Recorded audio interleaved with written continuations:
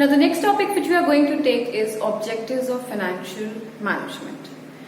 We need to understand what is the motive behind financial management, why an organization is doing financial management, what result it will get after doing a financial management. So here are the 5 points which will help us in understanding the objectives of financial management. The first point says maximizing shareholders' wealth, and how it can be done. There is a formula for it. Wealth of shareholders, that means the investment which has been done by the shareholders, how it can be increased, how it can be maximized. And the formula says number of shares held by the shareholders. Number of shares held by the shareholders, that means the shareholders are holding as many number of shares, the value of each share has to be increased. So it will be multiplied by market price per share. Suppose if a shareholder has purchased 10 shares, so the value of each share, that means the value of one share must increase, and the increased amount, the increased price will be multiplied by 10. So that will be the total increase in the value, in the amount of the capital invested by the shareholder. Suppose a shareholder has purchased, again the same example, has purchased 10 shares, and there is a rise in the market price of the share. So one share has increased with 5 rupees. Now that 5, that is the market price per share, into 10, that's the number of share which the shareholder has purchased. That means 10 into 5 is 50, is the current wealth, is the current value of the number of shares which the shareholder is holding. So the company's main objective is to maximize the shareholders' wealth, the amount which they have invested.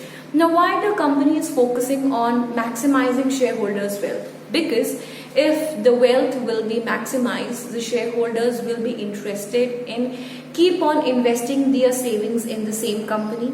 After seeing this, the new shareholders will get attracted to invest their funds in the organization by seeing that the company is maximizing the wealth, the amount of the shareholders.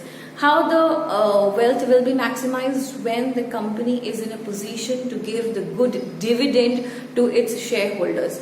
That is called as maximizing the wealth of the shareholders. When maximum dividend is given to the shareholders every time, either the dividends are stabilized or it is getting increased every time, then this is called the maximization. And how it can be done? By increasing the price of the market price of per share. Point number 2 is acquiring the adequate funds for the organization. Yes, we have already done this point before also, that acquiring is collecting procurement of funds for the organization whenever the organization is in need of funds. Whenever they need it, there is no shortage of funds in the organization. The sources are available. As I have told you, there are 2 main sources, owners fund and borrowers fund. So the organization can raise funds by any of the sources depending upon the company's current position and requirement. The point number 3 says effective utilization of resources. Now in point number 2, when the procurement, when the collection and the acquiring of the fund has been done, it needs to be utilized in the best possible manner. No wastages should be done, because I have told you before also that when the procurement, when this collection is taking place, the amount has to be returned with interest. It has to be given back with some extra amount. So in that case, if the company is not going to utilize the collected fund in the best possible manner, it will be never in a sound position to give the return to the resources, to the sources from where it has collected the funds. Point number 4 says ensure safety of funds by minimizing risks. Now when the funds are getting utilized, in point number 3. Point number 4 says when the amounts are getting utilized, it should be done in the most safest way. And how it can be done? By minimizing the risks. So the finance manager is blindly not going to invest the amount anywhere.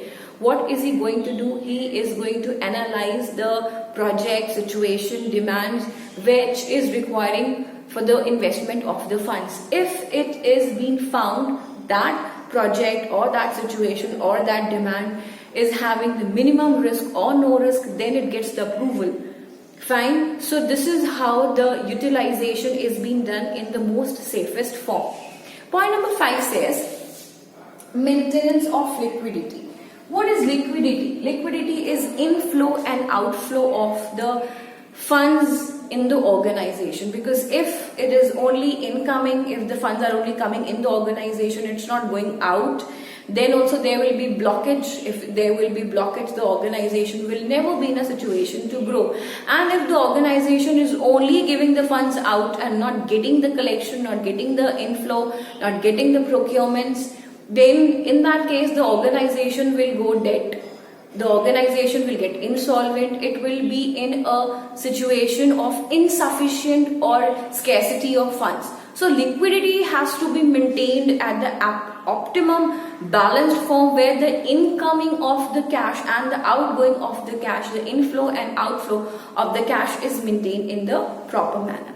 Next topic we are going to take up is the